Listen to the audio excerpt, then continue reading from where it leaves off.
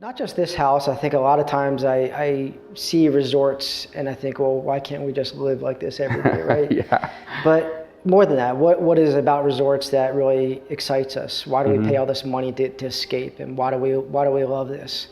And how do we pull that into how we live on a daily basis? I think there's a lot of aspects of resort living that really relate to authentic living. They kind of check a lot of the boxes. And there's certain things that we can do, certain things that we can't do, but it's trying to pull certain things into the house as best we can, right? What's your favorite part of the home?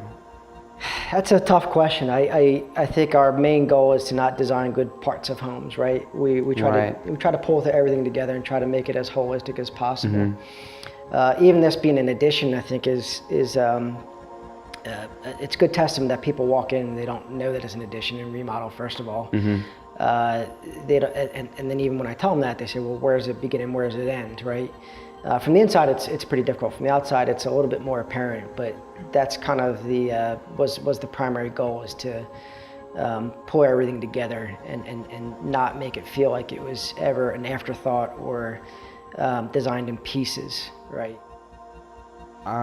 What drew me to the bedroom was the light coming from the ceiling. Okay.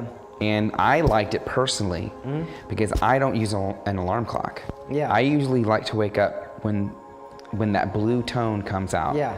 And when I saw that, I just thought it was amazing. I just thought, what better way to wake up, with the light just kind of hitting your face.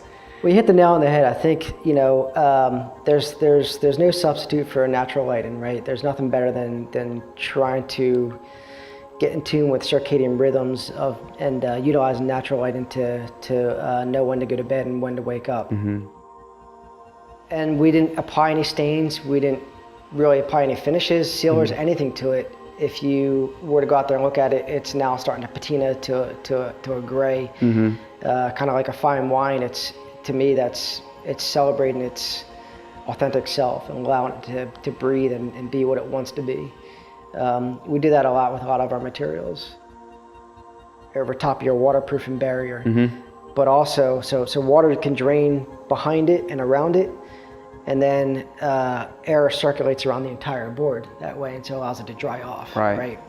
And that way you don't get moisture trapped inside or behind or between the boards. Right. And you won't get mold and rot and some of the things that end up deteriorating and warping the materials.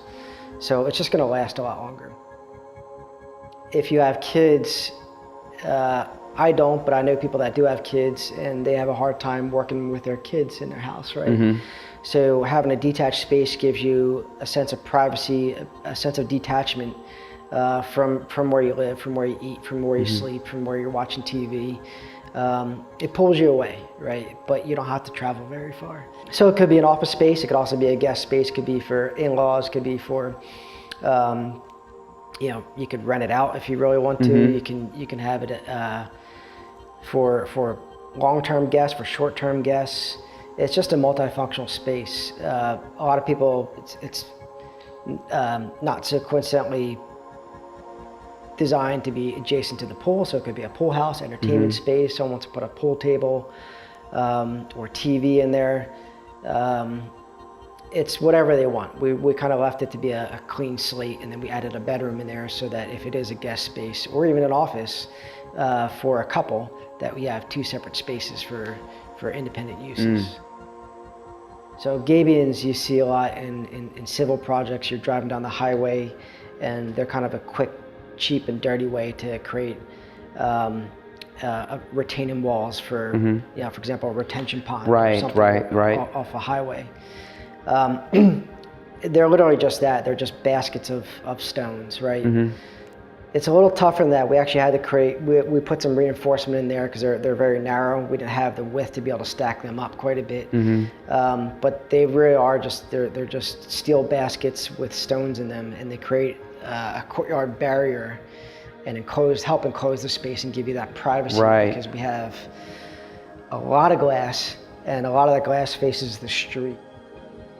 A setback, a 25-foot front yard setback, right? So you're not allowed to build anything within the first 25 feet of your house. That's a lot of space, Right. and most people neglect that space, and they don't really, they put St. Augustine grass and they put some shrubs and they call it a day, they have an entry door and everything's behind the house, all your glass, all your function, everything. We want to utilize all aspects of the lot, and that front yard space to us was pretty valuable. So we created a little garden courtyard area, right? And that wall is really intended to be celebrated as well. So we have the glass facing that wall. You have an incredible view of that wall, and we have some vine plants growing on cross vines, actually growing up on that wall. At some point, hopefully one day, that'll flood that wall and it'll become a much greener space as well. Right.